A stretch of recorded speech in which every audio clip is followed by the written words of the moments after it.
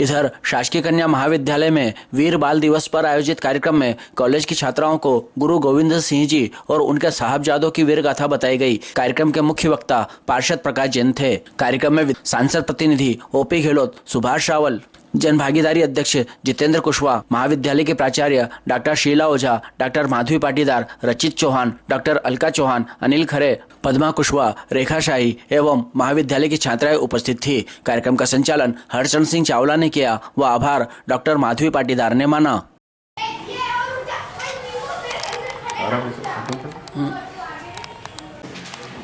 मेरा ख्याल कोई भी और आज विषय कुछ ऐसा है, हम माल्यार्पण न करते हुए मैं मैडम ओझा जो महाविद्यालय की मुखिया हैं शब्दों से स्वागत की देना प्रारंभ करें। उसमें उपस्थित हमारे बीच में है मुख्य वक्ता के रूप में प्रकाश जी जैन, श्री मालवी जी, श्री कुशवाहा जी, श्री रावल साहब, ओपी गहलोत साहब और समस्त स्टाफ। गुरु गोविंद सिंह जी का और सिखों का इतिहास कुछ ऐसा इतिहास है, पूरा कुर्बानी भरा इतिहास है। और ये इस बात का द्योतक है कि जब जब देश और धर्म की हानि हुई है उस समय कोई ना कोई ऐसा वीर पुरुष उस देश धर्म को बचाने के लिए अवतरित हुआ है। हमारे गुरु गोविंद सिंह जी ने एक ऊंचे टीले पे खड़े होकर नंगी तलवार हाथ में वो पूरे जन समुदाय को आह्वान किया, आओ मैं जीने का मार्ग बताता हूँ। सब लोग आश्चर्यचकित थे, तलवार में से जीवन कैसे हो सकता है, तलवार से जीवन। लेकिन वो तलवार अन्याय अत्याचार का खात्मा करके जीवन दिया और ये साबित कर दिया कि तलवार से जीवन मिलता है। हमारे बीच हमारे ही नगर के आदरणीय ओम भैया, ओपी भैया, प्रकाश जी, कुशवाहा जी और हमारे रावल साहब, आज तीनों हमारे बीच हैं।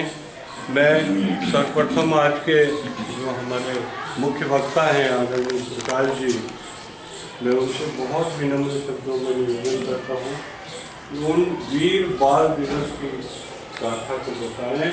आदरणीय प्रकाश।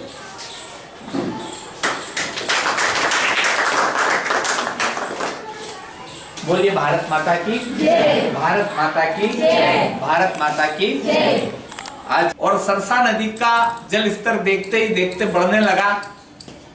उस जल स्तर ने इतना भयावह रूप ले लिया कि चंद घंटों पहले जो हंसता खेलता मुस्कुराता परिवार जो संपूर्ण समाज के लिए लड़ाई लड़ता था, वो समाज तिनके, वो परिवार तिनके तिनके में बिखर गया। गुरु गोविंद सिंह जी और उनके बड़े बेटे अजीत सिंह जी और जुझार सिंह जी सिख लड़ाकों के साथ अलग रह गए। माता गुजरी दोनों छोटे शहजादे जोरावर सिंह जी और फतेह सिंह जी के साथ अलग रह गई और गुरु गोविंद सिंह जी की पत्नी वो अलग हो गई। इस तरह से पूरा परिवार बिखर गया। गुरु गोविंद सिंह जी की माता जी और उनके दोनों साहिबजादों को उन्हीं के एक सेवक ने, जो उनके साथ था, गंगू नाम था उसका, उसने अपने घर पे उनको रखा।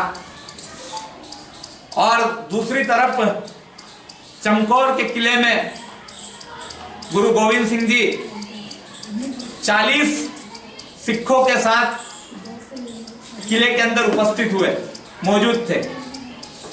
और सामने थी मुगल बादशाह की 10 लाख लड़ाकों की सेना। जब मुगलों ने किले की ओर आक्रमण किया तो सिर्फ 40 सिखों ने, सिर्फ 40 खालसाओं ने उनके दांत खट्टे कर दिए और अंततः मुगल सेना को पलट के वापस अपने रण क्षेत्र से पलट कर वापस जाना पड़ा। अजीत सिंह जी, अगर आप चले गए तो खालसा पंथ को कैसे आगे बढ़ाएंगे? और खालसा पंथ को अगर आगे बढ़ाना है, धर्म की रक्षा अगर करना है, मुगलों से अगर लोहा लेना है, तो आपका रहना जरूरी है। अजीत सिंह जी ने कहा कि नहीं, और उन्होंने दशमेश पिता की आज्ञा ली, गुरु गोविंद सिंह जी से आज्ञा ली। आप कल्पना करो, सोचो कि वो गुरु गोविंद सिंह जी जिनको पता था कि उनका बेटा शहीद होने वाला है, उन्होंने हंसते हंसते अपने बेटे को कहा कि जा, बोले सोनिया। जिस तरह से ये 40 सिख, जिस तरह से ये 40 खालसा मेरे बेटे हैं, उसी तरह से तू भी मेरा बेटा है। जब ये भी बलिदान हो सकते हैं तो तू भी बलिदान होगा। जा, लड़ाई लड़। और अजीत सिंह अपने 5 लोगों के जत्थे के साथ मुगलों से लड़ते हुए, भिड़ते हुए, मार काट मचाते हुए उनके कान खड़े कर दिए उन्होंने। और वजीर खान जो हाथी पर बैठा था, अपने घोड़े से अजीत सिंह जी ने ऊंची छलांग लगाई और वजीर खान पर एक तीर चलाया। वजीर खान बचा और उसका जो पीछे सेवक बैठा था उसको वो तीर लगा। और जब वजीर खान ने उनका पराक्रम देखा तो उसके भी रोंगटे खड़े हो गए। लेकिन अंतोगत्वा अजीत सिंह जी उस लड़ाई में शहीद हो गए। उनकी शहादत को देखकर उनके जो छोटे भाई थे जुझार सिंह, उन्होंने कहा कि अब अगले जत्थे में मैं लड़ाई लड़ने जाऊंगा। सबको लग रहा था ये तो बहुत छोटा है, किशोर अवस्था है अभी जुझार सिंह जी, और किशोर अवस्था में क्या इतने बड़े बड़े योद्धाओं से कैसे लड़ेगा, कैसे पार पाएगा। लेकिन उन्होंने भी दशमेश पिता की आज्ञा ली। वे दशमेश पिता के सामने गए, गुरु गोविंद सिंह जी के सामने पहुंचे और कहा, पिताजी अब समय है कि मैं भी रण में मोर्चा संभालूं। आप मुझे आशीर्वाद दीजिए कि मैं भी या तो शत्रु की सेना को समाप्त करके आऊं या वीर गति को प्राप्त हो जाऊं। और गुरु गोविंद सिंह जी ने अपने इस दूसरे लाल को भी हंसते हंसते, गुरु गोविंद सिंह जी तो परम ज्ञानी थे, वे तो साक्षात भगवान का अवतार थे। वे जानते थे कि उनका दूसरा बेटा भी बलिदान होने जा रहा है, लेकिन उनके चेहरे पे कोई शिकन नहीं थी, चेहरे पे कोई सल नहीं था। उन्होंने अपने दूसरे बेटे को भी धर्म की रक्षा के लिए, हिंदू समाज की रक्षा के लिए, खालसा पंथ की रक्षा के लिए मैदान में उतार दिया। और जुझार सिंह भी पूरे जोश के साथ मुगलों के सामने लड़े। मुगलों को यह एहसास करा दिया कि धर्म की रक्षा करने वाले योद्धा भले ही कम हैं, लेकिन मातृभूमि की रक्षा के लिए अपने प्राण देने में सदैव तत्पर रहते हैं, तैयार रहते हैं। और जब ऐसा समय आता है तो अपने माथे पे एक सल नहीं आने देते हैं। और हंसते हंसते जुझार सिंह जी भी शहीद हो गए। आक्रमण करता था, किस तरह का व्याभिचारी था, और उसी के पद चिन्हों पर चलने वाला औरंगजेब कितना क्रूर है। इसलिए वो बिना डरे जब उनको वजीर खान के दरबार में पेश किया तो दोनों शेर की तरह, दोनों बच्चे शेर की तरह गए। वजीर खान को लग रहा था कि ये झुक के आएंगे। उनको कहा भी कि ये बादशाह हैं, इनको झुककर सलाम करो, लेकिन दोनों ने मना कर दिया कि हम अगर झुकेंगे तो सिर्फ हमारे दशमेश पिता के सामने झुकेंगे, हम सिर्फ धर्म के सामने झुकेंगे, अधर्मियों के सामने हम कभी नहीं झुकेंगे। और उन बच्चों की ये बात वजीर खान को खटक गई। वजीर खान ने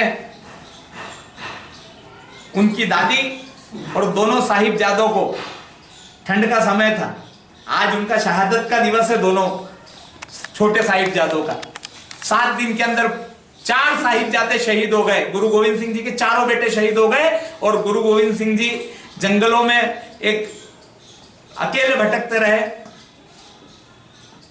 और आज के दिन बलिदान के पहले उन दोनों साहिबजादों को और गुजरी माता को वजीर खान ने किले के सबसे ऊपर वाले मीनार पर ले जाकर बिठा दिया।